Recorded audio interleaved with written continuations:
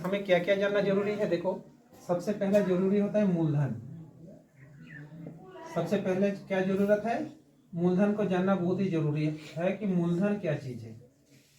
देखो, मूलधन का माने क्या होता है कि जब हम बैंक से जो पैसा लेते हैं वो हो गया सीधा सीधा मूलधन, या जब हम किसी से कोई साहूकार से उधार लेते हैं वो हो गया मूलधन, या हम किसी को पैसा देते हैं वो हो गया मूलधन। तो मूलधन के बारे में पता चल गया। दूसरा होता है समय। दूसरा क्या होता है, समय। हम जब बैंक से या कोई साहूकार से पैसा लेते हैं या किसी को देते हैं तो एक निश्चित समय के लिए देते हैं। वो साल के लिए हो, 5 साल के लिए हो, 3 महीना के लिए हो, 6 महीना के लिए हो, तो कोई एक निश्चित समय के लिए देते हैं, तो वो हो गया समय। ठीक है। उसके बाद हम लोग को जानना पड़ेगा दर के बारे में। किसके बारे में जानना पड़ेगा, दर के बारे में। ये दर क्या चीज है, जब हम बैंक से पैसा वो लेते हैं लोन के रूप में या कोई साहूकार से पैसा हम लेते हैं तो वो यूं ही हमको पैसा नहीं देगा। उसके लिए एक रेट, एक दर होता है कि 1 वर्ष के बाद हम कितना, वो जो दर होता है वो प्रतिशत में होता है। दर किस में होता है, प्रतिशत में होता है। वह किस रेट से या किस दर से हमको पैसा दे रहा है या हम किसी को दे रहे हैं, वो हो गया दर। समझ में आ गया ना। वो साधारण ब्याज तो हम ऊपर में लिखे ही है, तो और एक बार लिख देते हैं साधारण ब्याज। यहाँ 4 नंबर में लिख देते हैं साधारण ब्याज। साधारण ब्याज, ठीक है। तो साधारण ब्याज, तो पहले हम बोले कि साधारण ब्याज क्या चीज है। यानी कि साधारण ब्याज का माना होता है जब हम मूलधन किसी से उधार लेते हैं, बैंक से या कोई साहूकार से या किसी को देते हैं, और जो मेरा वास्तविक जो मूलधन है उसके अतिरिक्त जो पैसा मिलता है उसको क्या बोला जाता है, साधारण ब्याज। साधारण ब्याज जो होता है वो मूलधन के साथ जोड़ ऐड नहीं होता है, वो होता है कंपाउंड इंटरेस्ट में होता है, यानी कि चक्रवृद्धि ब्याज में होता है। तो पता चल गया साधारण ब्याज क्या चीज है। यानी कि साधारण ब्याज मूलधन के साथ जोड़ के फिर वो मूलधन नहीं बनता है, मूलधन अलग रहता है, और साधारण ब्याज जो ब्याज होता है वो अलग रहता है। ठीक है। अब जब हम साधारण ब्याज का जब क्वेश्चन बनाएंगे तो ये हमारे जीवन में एक महत्वपूर्ण स्थान रखता है और इसको सीखना भी बहुत जरूरी है। तो अगर हम लोग बढ़िया से इस मैथ को जानेंगे तो अभी क्लास में ही नहीं, आगे चल के भी, आगे जो हमारा जिंदगी पड़ा हुआ है ना जीवन, उसमें भी ये मैथ काम लगेगा। तो हम लोग को ध्यानपूर्वक इसको देखना है और ध्यानपूर्वक इसको सीखना है। ठीक है। तो पहले हम इसका सूत्र का लिख लेते हैं कि मूलधन निकालने का सूत्र होता है कि ब्याज गुना 100, ब्याज गुना 100 बटे समय गुना दर, समय गुना दर। ठीक है। समय इजिकल टू होता है ब्याज गुना 100 और मूलधन गुना दर। ठीक है। और दर इजिकल टू होता है बाबू ब्याज गुना 100 बटे मूलधन गुना समय, बटे मूलधन गुना समय। ठीक है। और साधारण ब्याज थोड़ा सा नीचे हम लिख लेते हैं।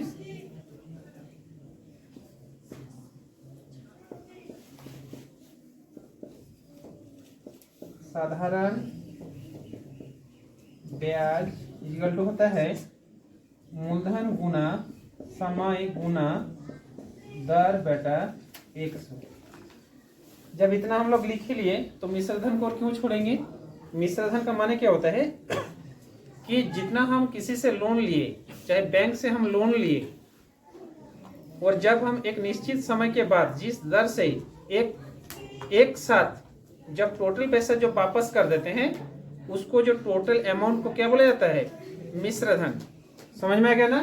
तो मिश्रधन इक्वल टू क्या होता है, मिश्रधन इक्वल टू होता है मूलधन प्लस ब्याज, मूलधन प्लस ब्याज। समझ में आ गया ना। तो साधारण ब्याज को बनाने के लिए इतना फॉर्मूला जानना बहुत ही जरूरी है।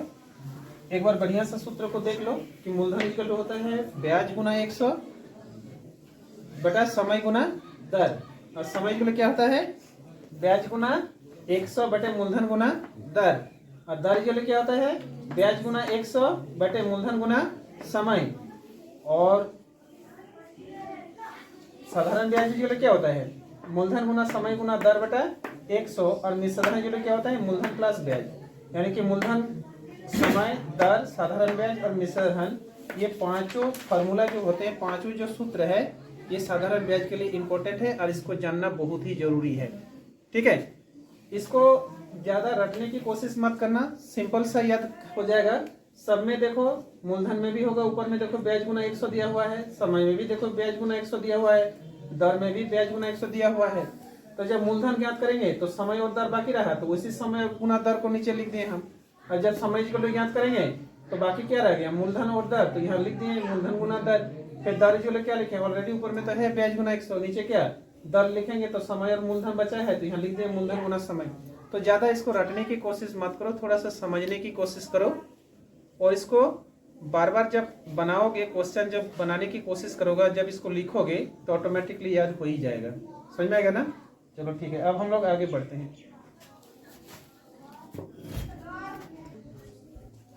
तो ये फॉर्मूला आप लोग को पता चल गया। देखो और बहुत सारे ऐसे शॉर्ट ट्रिक्स है जिसको आप लोग को जानना जरूरी है, तो वह क्लास में नहीं चलेगा, वह जब कंपटीशन की परीक्षा आप लोग दोगे तो उस समय शॉर्ट ट्रिक्स का काम लगेगा। तो सबसे पहले हम एकदम साधारण रूप से ये क्वेश्चन बनाना शुरू सिखाएंगे, और क्वेश्चन सॉल्व करना नहीं सिखाएंगे, क्वेश्चन किस प्रकार से बनाया जाता है वो भी आपको सिखाएंगे। तो सबसे पहले ध्यानपूर्वक देखो, अगर हम इसको मिटा लेते हैं,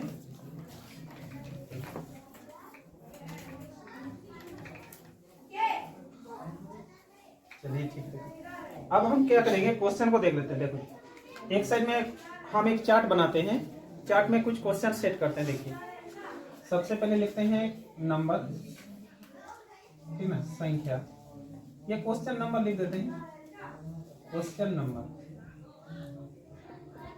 शॉर्ट में लिख देते हैं। यहाँ लिखते हैं मूलधन, यहाँ पर लिखते हैं समय, यहाँ पर लिखते हैं दर, यहाँ पर लिखते हैं ब्याज, ठीक है ना, मूलधन, समय, दर, ब्याज। अब इसको हम बनाते हैं चार्ट। हम चार्ट तो क्वेश्चन यहाँ लिखते हैं, क्योंकि चार्ट को लिए है मूलधन, समय, दर और ब्याज, इसलिए हम चार्ट तो क्वेश्चन बनाएंगे 1 2 3 और 4। सब में हम अलग अलग चीज निकाल के दिखाएंगे कि सबको हम अलग अलग कैसे निकाल सकते हैं। ठीक है, अभी हम एकदम सिंपल लेंगे। देखिए मूलधन लेते हैं 1000 रुपया, समय लेते हैं 5 वर्ष, दर लेते हैं 10%, तो ब्याज इक्वल टू व्हाट। फिर मूलधन लेते हैं हम 1000 रुपया, ठीक है, समय लेते हैं व्हाट, दर लेते हैं 5%, और ब्याज लेते हैं मान लो 100 रुपया लेते हैं। फिर मूलधन लेते हैं व्हाट, समय लेते हैं 10 वर्ष, यहाँ पर लेते हैं 10%, और यहाँ पर लेते हैं 2000, ठीक है। अब लेते हैं, यहाँ पर लेते हैं फिर 1000 लेते हैं, यहाँ पर समय तो एक हो गया है, अब दर का क्वेश्चन बनाएंगे। यहाँ लेते हैं 5 वर्ष या 2 वर्ष बना, हम 2 वर्ष ले लिए, और इसको व्हाट करते हैं, और इसको ले लेते हैं 200 रुपये, ठीक, ये रुपये में होगा।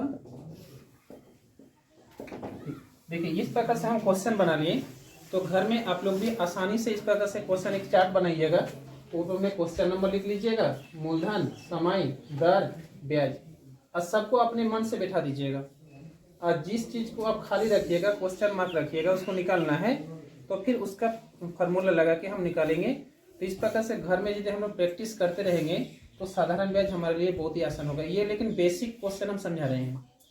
कौन सा क्वेश्चन समझा रहे हैं? बेसिक क्वेश्चन, ध्यान देना। तो सबसे पहले ये चार्ट पेपर आप लोग समझ में आ गया, तो इसको लिख लो, ठीक है। अब हम देखो 1 नंबर करके लिखते हैं, 1 नंबर का आंसर। देखो एक नंबर में क्या निकालने के लिए बोल रहा है, देखो मूलधन दिया हुआ है, समय दिया हुआ है, दर दिया हुआ है, ब्याज दिया हुआ नहीं है। तो साधारण ब्याज यहाँ क्वेश्चन होगा, यहाँ लिखेंगे, सूत्र पहले लिखते हैं हम, पहले आप लोग को लिखा चुके हैं कि साधारण ब्याज इजगल टू होगा, क्या होगा, मूलधन गुना समय गुना दर, मूलधन गुना समय गुना दर बेटा 100। बहुत ही आसान है, इसको याद रखना। मूलधन कितना है, देखो मूलधन है 1000 रुपया, मूलधन है 1000 रुपया गुना समय कितना है 5 वर्ष, 5 वर्ष, और दर कितना है 10% बटे 100। जब ये 2 शून्य कट गया, ये 2 शून्य कट गया, 10 को 10 से गुना किए तो कितना हो गया 100, और 100 को 5 से गुना कर दिए, यहाँ हो गया 500। तो यानी कि 500 रुपया ब्याज। एक नंबर का आंसर हो गया, ठीक है ना, एक नंबर का आंसर ऑलरेडी हो गया। कितना आसान है बनाना, है ना। इसी प्रकार से 2 नंबर क्वेश्चन को हम आसानी से बना सकते हैं, ठीक है। 2 नंबर क्वेश्चन में देखते हैं क्या क्या दिया हुआ है। 2 नंबर में मूलधन दिया हुआ है, मूलधन आप चार्ट को ध्यान से देखिएगा, मूलधन इक्वल टू दिया हुआ है 1000 रुपये, ठीक है ना, और समय दिया हुआ है 2 वर्ष। समय कितना दिया हुआ है 2 वर्ष, ठीक है। चार्ट को ध्यान पूर्वक देखिएगा। और दर व्हाट है, दर इक्वल टू हमको दिया हुआ, दर दिया हुआ नहीं है, क्वेश्चन चिन्ह दिया हुआ है। और ब्याज इक्वल टू 150 रुपया है, ब्याज इक्वल टू 150 रुपये। हम इसको तीर चिन्ह दे दिए, इसको बराबर देने से अच्छा रहेगा। चलिए इक्वल टू दे दिए, ठीक है। तो दर का सूत्र हम लोग जानते हैं, देखो दर इक्वल टू क्या होता है, दर इक्वल टू होता है ब्याज गुना 100, ब्याज गुना 100 बटे मूलधन गुना समय, बटे मूलधन गुना समय, ठीक है। तो ब्याज यहाँ कितना दिया हुआ है, देखो ब्याज दिया हुआ है 150 रुपया, 150 रुपया गुना 100, और मूलधन कितना दिया हुआ है, मूलधन है 1000, मूलधन कितना दिया हुआ है 1000, और समय कितना दिया हुआ है 2 वर्ष। अब इसको काटते हैं, देखो ये शून्य गया, ये शून्य कट गया, ये शून्य कट गया, ये शून्य कट गया, ठीक है ना।